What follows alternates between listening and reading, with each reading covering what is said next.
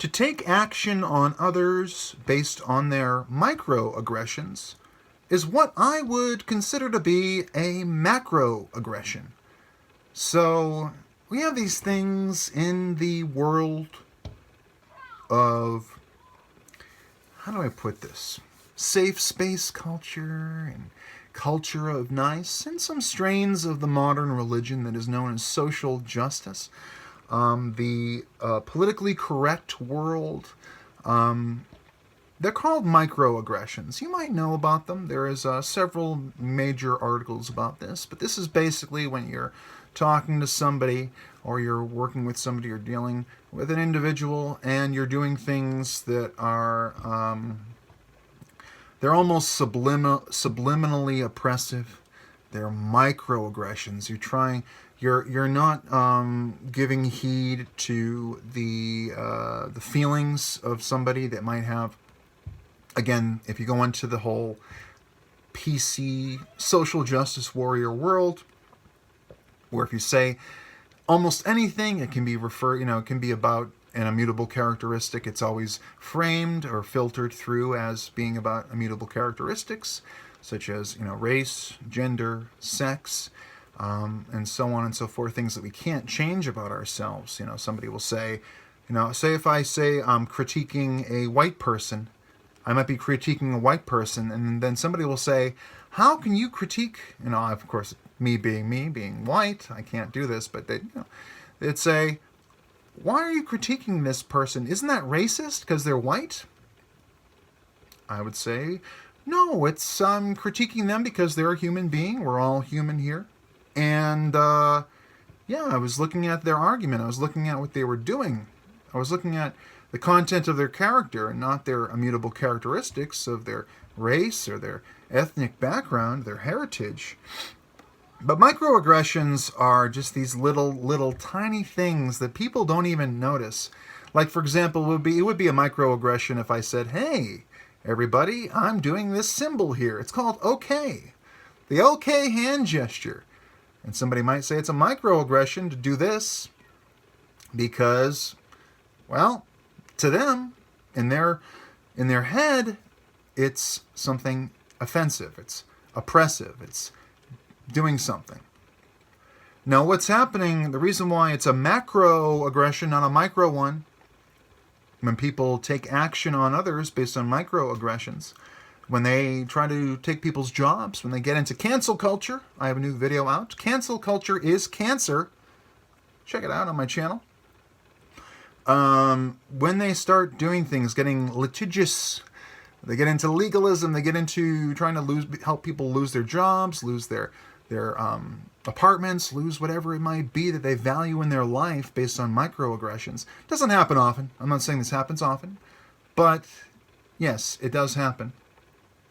And it would be a macroaggression because trying to control the hand symbols, hand signals that people use is authoritarian by nature.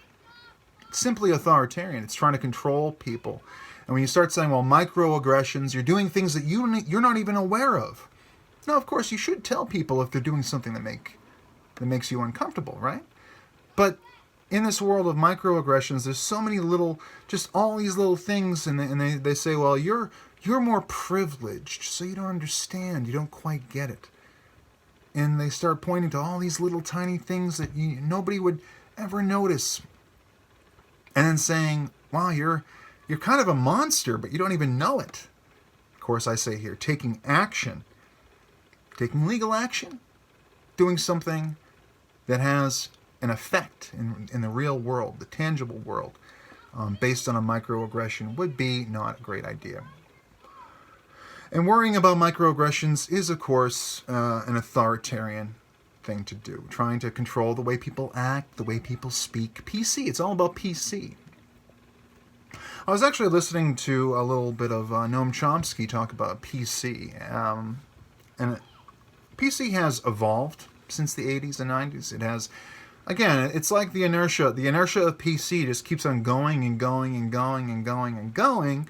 until it hits a counterforce. And that counterforce is in the form of people like Jordan Peterson and the anti-social justice disciple movements.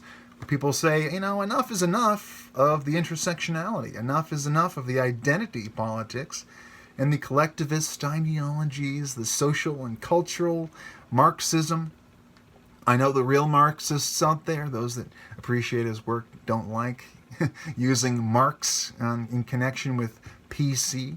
But of course, putting people into groups, as they do in the intersectional feminist world, putting them into groups based on their immutable characteristics, and then judging people based on that and saying that they're the oppressor or the oppressed, they're down here, and they're being oppressed if they're in this group. And then there's all these different intersections of different groups that might be oppressing each other, committing micro and even macro aggressions on each other. To me, it's just the world created by political correctness is one where you're always looking out for a problem. You're looking around and looking for people to be projecting some kind of hate, but really it's you. It's you or me, whoever's pointing out all these things, that's really projecting, redirecting the hate that we feel. Again, we are irrational beings. We have these irrational emotions, such as hate and fear.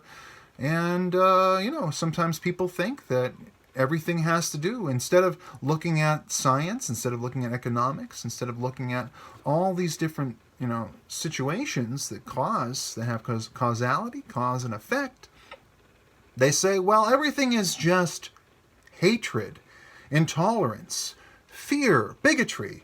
You're a racist. I'm a racist. Everybody is a racist. That's another video I have out. Everybody is a racist. / moral panic is a modern religion. It is. Check that video out on BitChute and on YouTube. I talk a little bit more about the guilt by association, the guilt by conversation, and just pointing to people and saying, well, you're committing this crime, whether you know it or not. You're maybe too privileged to know it. Again, it gets into the mind reading, it gets into projection. It's not very conducive to dialogue.